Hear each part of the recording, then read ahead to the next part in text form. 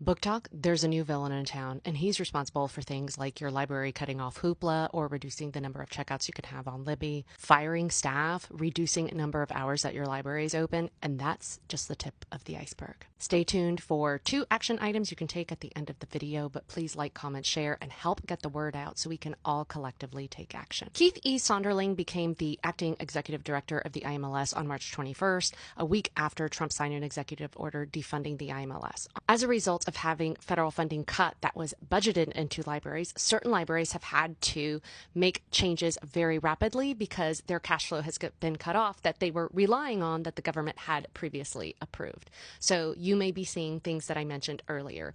There are a few things that are in the works right now. 1, 4 out of 5 major publishers have signed a letter urging the Trump administration to bring back funding to the IMLS. HarperCollins, the one major Big 5 publisher that has not signed the letter, their union and a number of their authors have signed a letter encouraging them to also sign on. I will put action items for everything I am talking about in you know where. Then there are not 1, but 2 different lawsuits. The first is the ALA and their union. They are filing suit against the Trump administration to bring back the IMLS.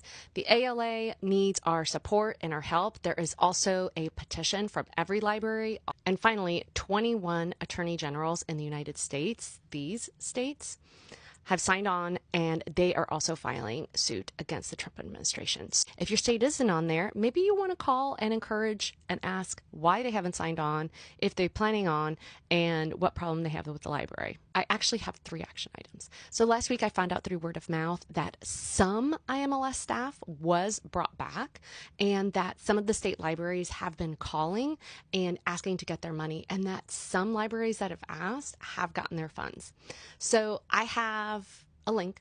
You can find out the contact information for your state libraries to either call or email them and ask them if they have contacted the IMLS about their funding, if they're planning on getting it back, why or why not, and following up with them and maybe encouraging them to do so. And by the way, if you're wondering what they're planning to do with our libraries, you're going to want to check out the video down below.